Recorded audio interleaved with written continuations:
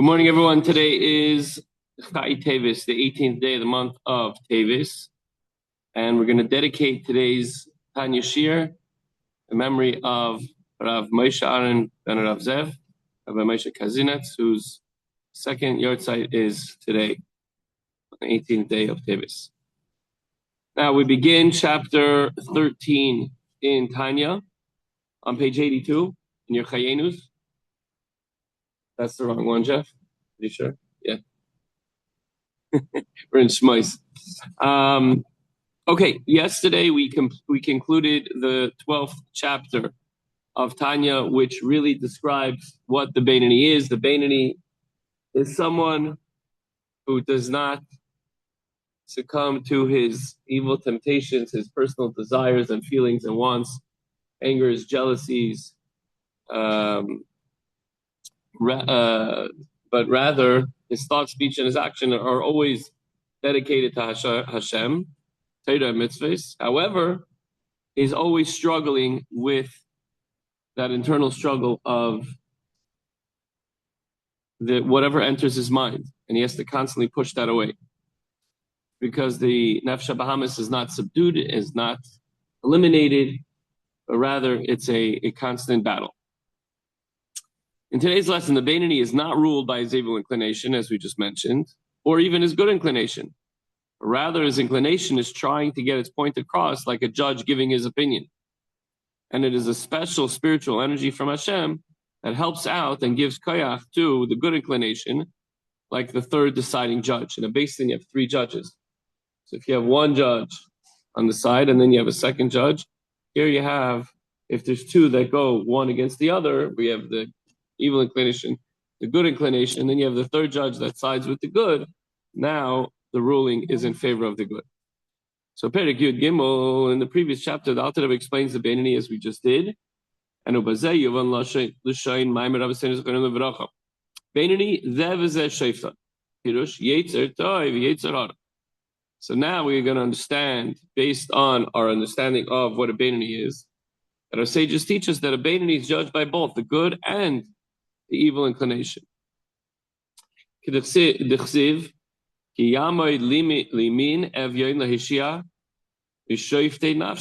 Pasuk says, he, Hashem, stands at the right side of the poor man to save him from them that judge his soul. So the plural them that judge indicates there's more than one. What's more than one? The good and the evil. Back and forth. Both sides are pushing for supremacy over the person's thought, speech, and action. It doesn't say he's ruled by one or the other. Because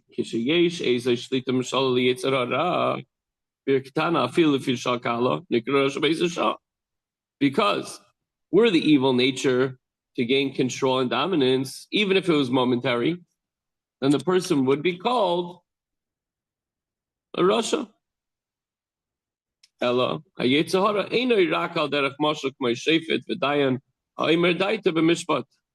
rather, let's look at it this way. We're going to say that the evil inclination, Yetzirah, in the Beinoni is no more than, for example, a judge who expresses his opinion on the point, on the law.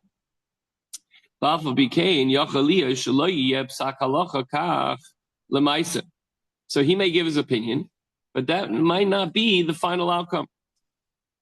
Because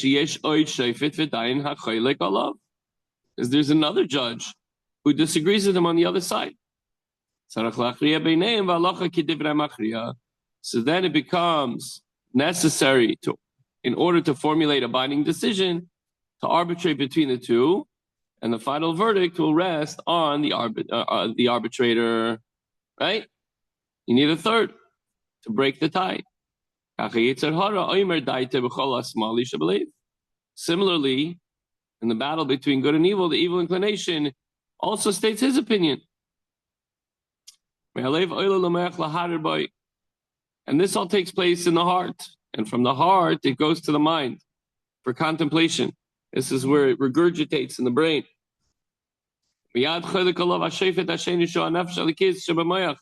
And immediately upon its ascent to the brain, it's challenged by the judge, the divine soul, which resides in the brain.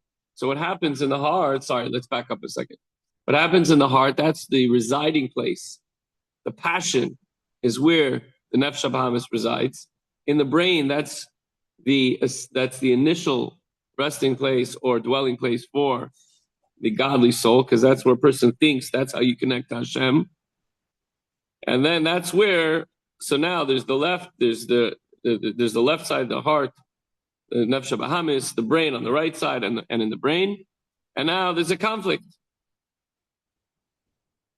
Halacha kedivra machriya hu hakadosh baruch hu ha'oizrei la'yetzer tov. Finally, who's the third tiebreaker? The Yetzer Hara. Which side is he going to go on? Does he listen to the Yetzer Hara and say, I might agree with you? No, never. He always sides with the Yetzer Tov. Our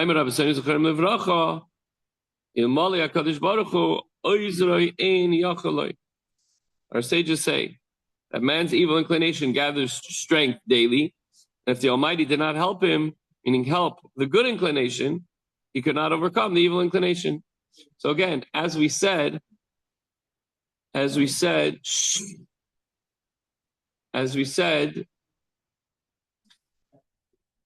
okay, when you lean over and sit under the table, we still hear you. Doesn't help. So, as we said before,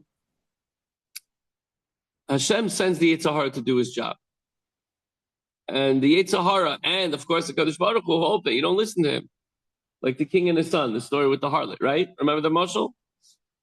But then at the end of the day, if the son comes to the king and says, help me, this person's after me, what's the king going to say? No, I gave him a job. I gave her a job to do, so I have to go on. No, of course not. The king's going to say, come, my son. I'm so happy that you're seeking my help.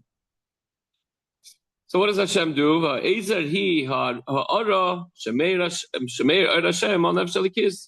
Hashem helps by shining a glow of light onto the divine soul, giving it more koyach to overcome in this fight. Let's say a person's weak and suddenly, there's two guys fighting or whatever, but somebody leans over and hands the guy a weapon. Now he has the upper hand or whatever it might be, right? Or he gives him an energy drink. Whatever it is, he gives him a push. That guy's going to win. Al sichlus.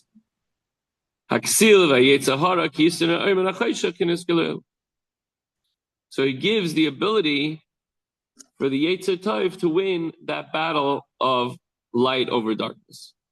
So the Alter Rebbe goes on to resolve the contradiction and answer the question noted in the opening words of the Tanya that states that a Jew is charged with an oath to regard himself as wicked, and elsewhere the Mishnah says, do not be wicked. And if a person himself considers himself wicked, he will be grieved at heart and depressed, and he won't be able to serve Hashem with joy. And that's the ultimate downfall. If you don't serve Hashem with joy, you're never going to win. So he says, so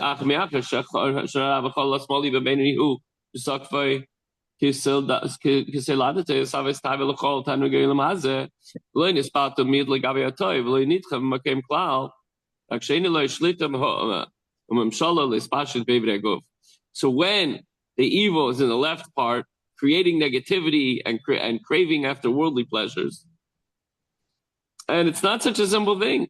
He has a strong position and he's fighting. And they're both struggling for superiority. And the Nefesh Habahamis lacks authority and power to become diffused throughout the entire body. But nevertheless, there's a power struggle here.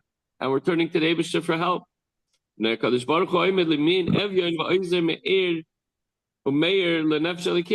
Hashem is standing on the right side of the poor man, as we mentioned before, helping him and giving the neshama the power to overcome the evil.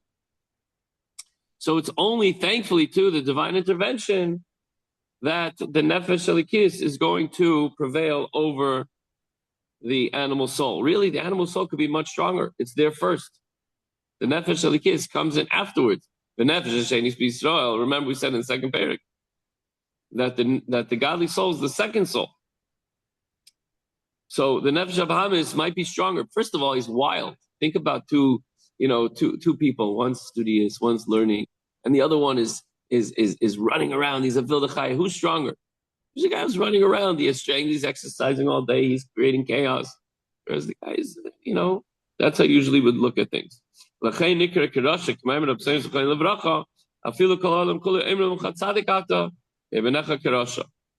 that's why sometimes the Beinoni is described as being like a Rasha. He's not a Rasha, Chas v'Shalom, but he's like a Rasha in the statement of our sages that even if the whole world tells you you're a tzaddik, be in your own eyes like a Rasha. Not mamish, but like, just as he has these constant evil temptations, like a Rasha. Why is he not a Rasha but like a Rasha? He's not a Rasha because he doesn't act upon them. A Rasha acts upon them. Moreover, regarding oneself as a Rasha hinders one from serving God joyfully, self-ever brings up a question. If you look at yourself like a Rasha, even if it's not mamish a Rasha, you're going to be miserable. I'm like a Rasha.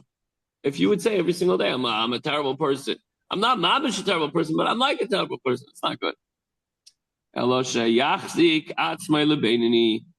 person should rather consider himself a Beinoni.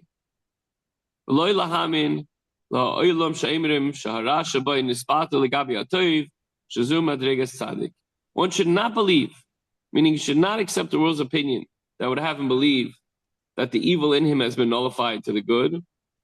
For this is the level of a tzaddik. Don't get into your brain, even if you're struggling and you're overcoming the struggles. Don't let it get to you that you're acting so special and so righteous. Stay humble. Stay like a Beinoni and realize that a Beinoni is like a Rasha in many instances. Remember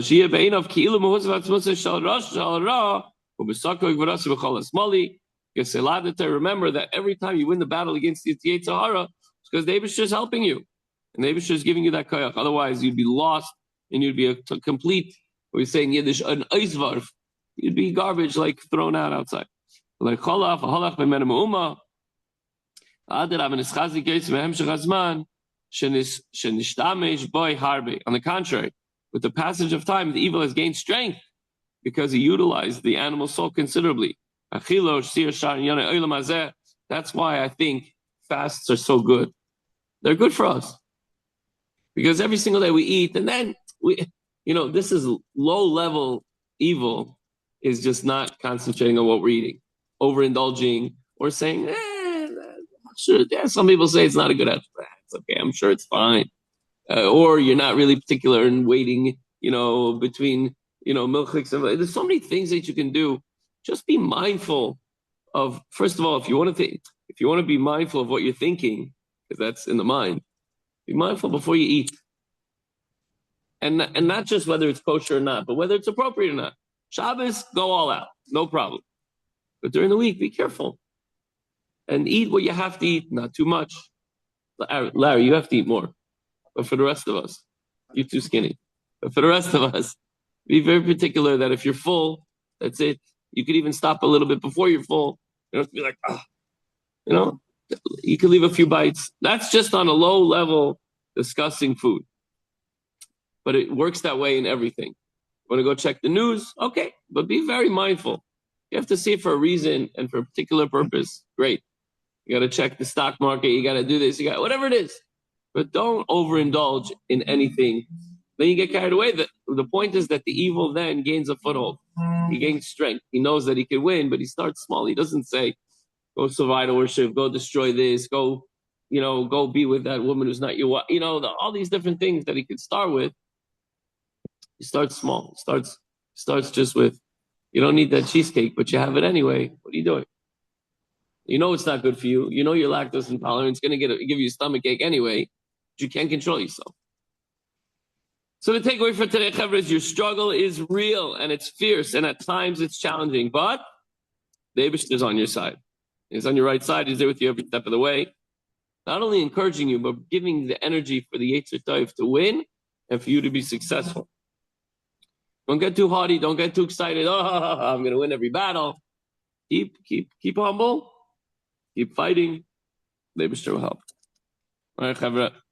Go about your day. Take this message with you, and we will be victorious.